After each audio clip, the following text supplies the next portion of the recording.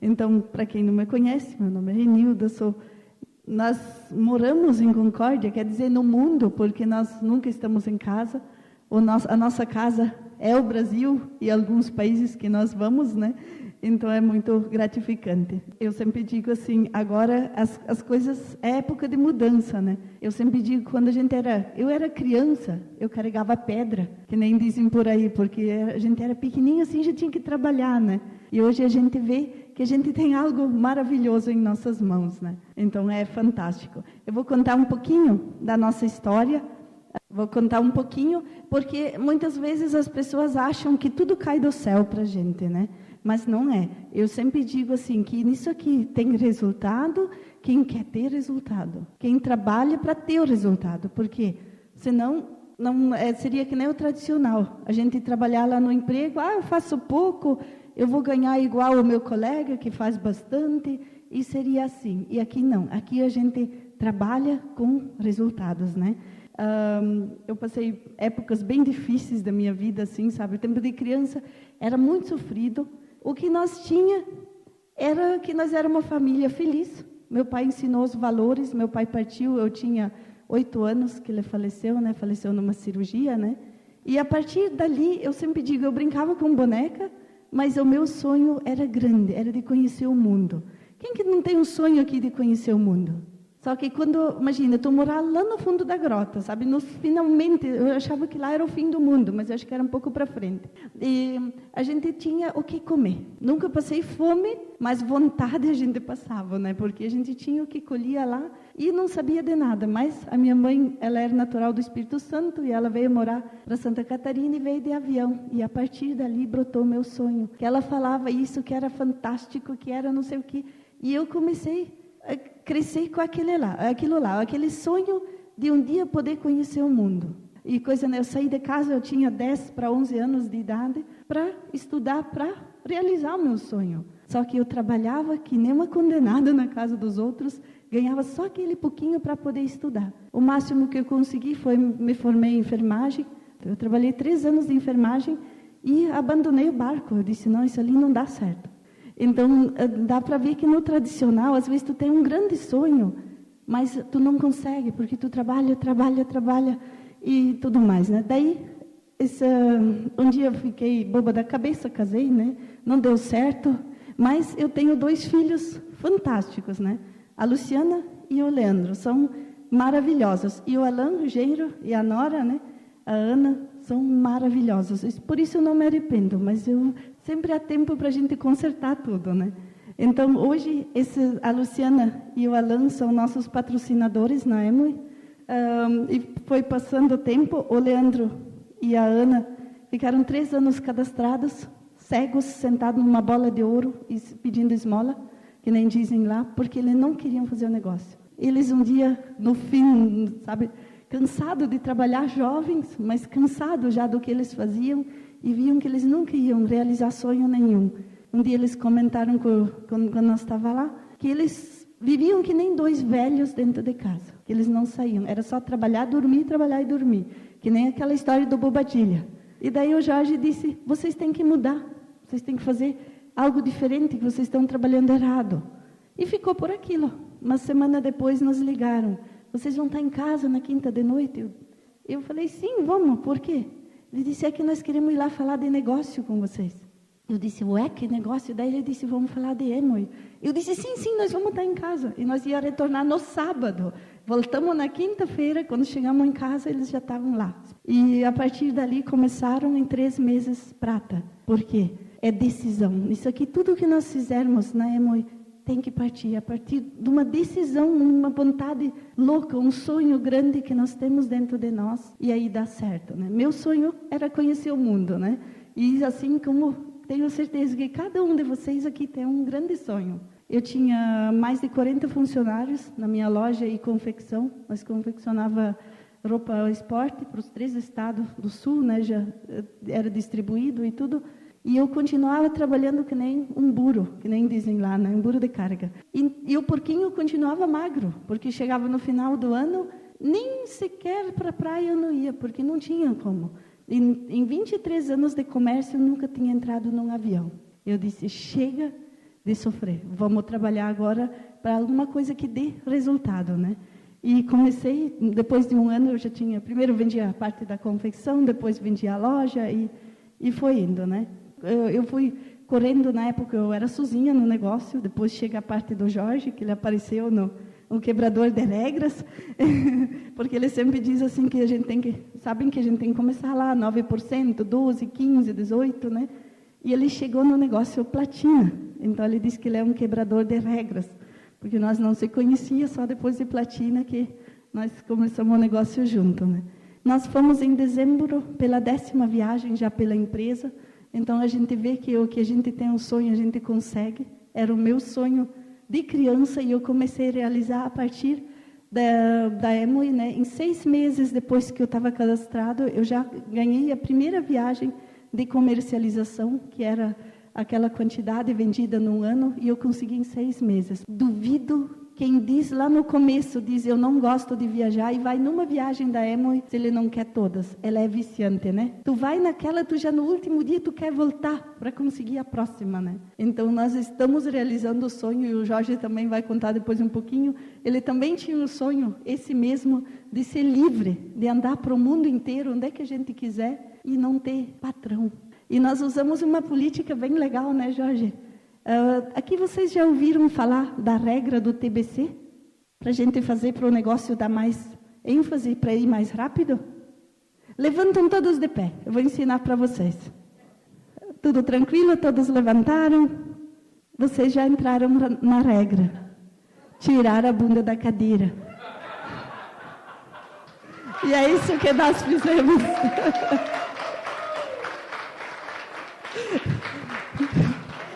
Isso nós aplicamos para a nossa equipe. Quando eles dizem que não dá certo, nós falamos, vamos para a primeira regra, então. Daí eles dizem, qual é a primeira regra? Nós mandamos eles escrever TBC. O que é essa sigla? E daí escreve embaixo, tira a bunda da cadeira. E façam isso por 1 ano, 2 anos, 3 anos, para vocês verem como é que a vida de vocês muda. E ensino isso para a equipe para ver se não muda cada um da equipe, né? E é simples, né? É fácil, não dói para ninguém, né? É prático, então é muito bom. Eu e o Jorge se conhecemos, que nós só vamos falar quando nós chegar diamante, como. Então, não era no negócio. Então, nós decidimos, a partir daqui, o nosso lema, sucesso e felicidade, né? Ou felicidade e sucesso. Por quê? Se a pessoa é feliz, ela trabalha muito melhor. Se ela quer sucesso, ela tem, em primeiro, ser feliz com o que ela faz. E se nós estamos na Amway, eu creio que nós estamos felizes. Aqui, então, antes eu falei que eu tenho 2 filhos, mas daí depois, como juntamos nossas escovas, nós temos 4. O Jorge tem 2 filhos também, o Daniel e a Isabel, né? E aqui é o Felipe, que é o genro. O Daniel também tem 2 filhinhos, que é aqui o Miguelzinho, o Miguel e o Micael, né? E a filha dele, a Isabel, tem a Laurinha, os nossos netinhos. Eu digo os nossos, ele disse que divide comigo, né? Porque eu não tenho ainda, então são nossos netinhos, né? Eu nunca pedi para ele fazer o negócio. E ele um dia me disse assim, chegou lá, daí ele disse, o que tu vai fazer hoje de tarde? Eu disse, eu vou num seminário.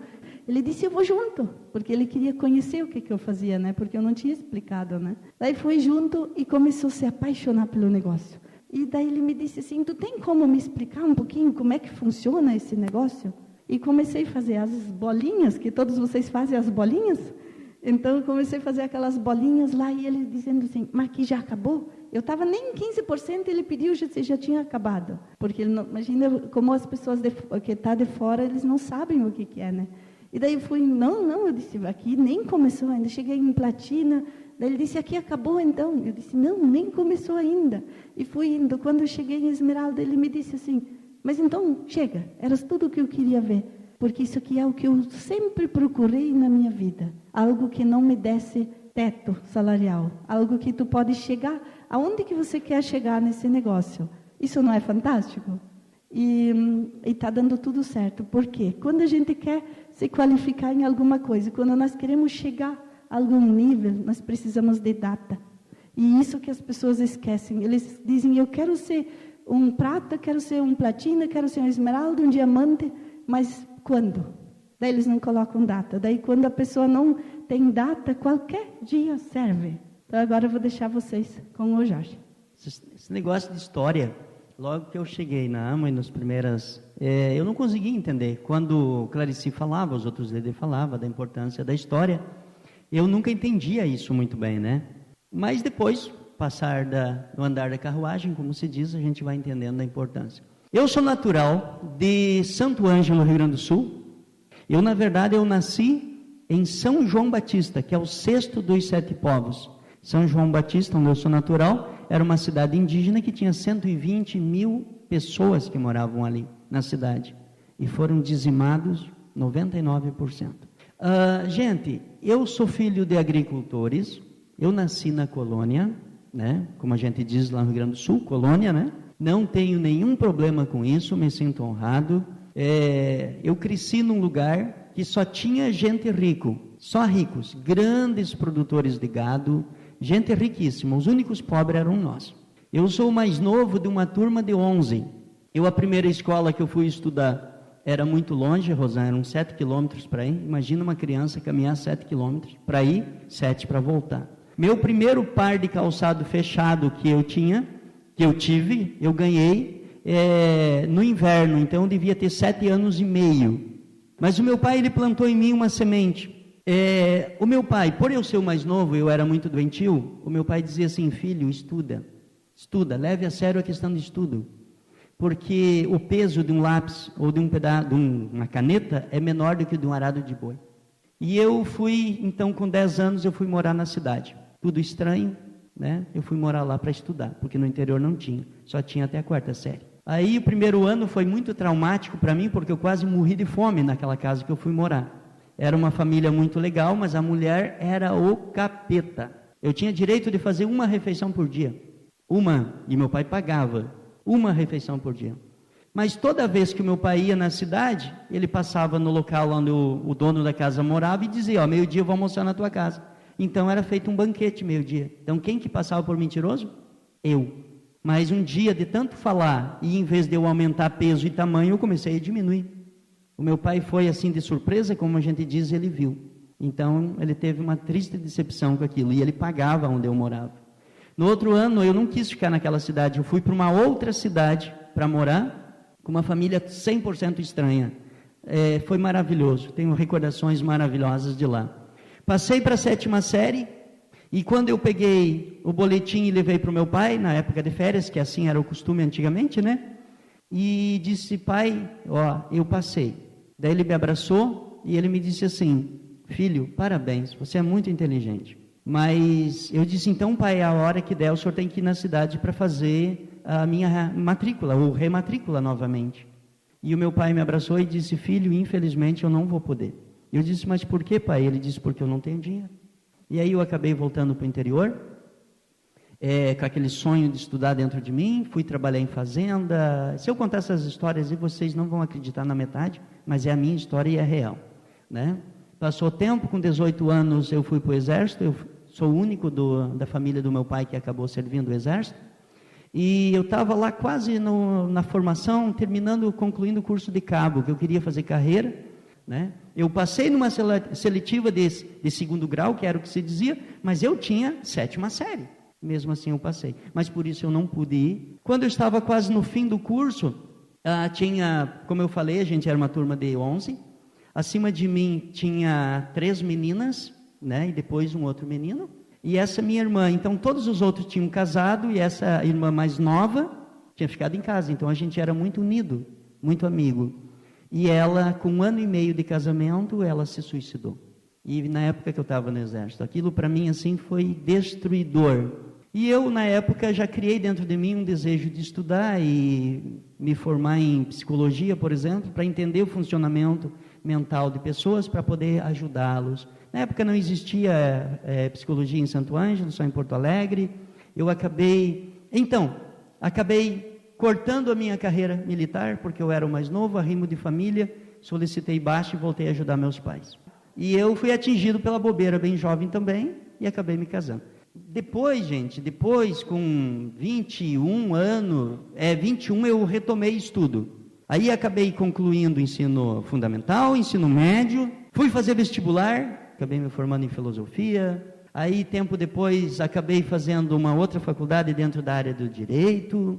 E agora, por último, eu me formei em psicologia também. Então, deu para estudar um pouquinho, tá? E aí eu trabalhava muito e a minha vida, minha rotina era casa, meu trabalho, né? Que no caso era no fórum, faculdade, casa, fórum, essa coisa aí. Era a minha vida, né? Eu não posso dizer que a gente não ganhava um pouquinho legal, que ganhava.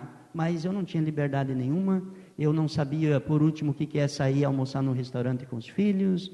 Então, quando a gente lá se conheceu com a Rê, eu não sabia no que ela trabalhava, mas eu não sabia o trabalho dela. Quando ela me falou, imagina, né? Quando ela me falou, eu fiquei preocupado com ela. Eu disse, meu Deus, eu disse, eu vou contigo.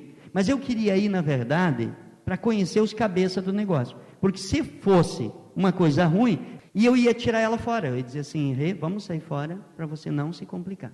Tem que sair. E eu fui. Vocês podem ver que a minha cara não é muito bom, não, né? Eu vou contar uma coisa para vocês. Eu peguei muitos anos da minha vida que eu não sabia o que era sorrir. Verdade. Eu perdi o sentimento do sorrir. Eu não tinha alegria. Eu passei alguns problemas, acabei me separando no caminho. Eu não sabia o que era rir. Quem me ensinou a rir novamente foi a Rê. Mas eu fui. Aí eu participei. Eu vi livros em cima da mesa. Materiais fantásticos, foi o que eu vi. Eu vi as pessoas, os líderes que apresentavam, falando de um plano, Rosana, de mudar de vida, de um sistema de educação que essa empresa tem.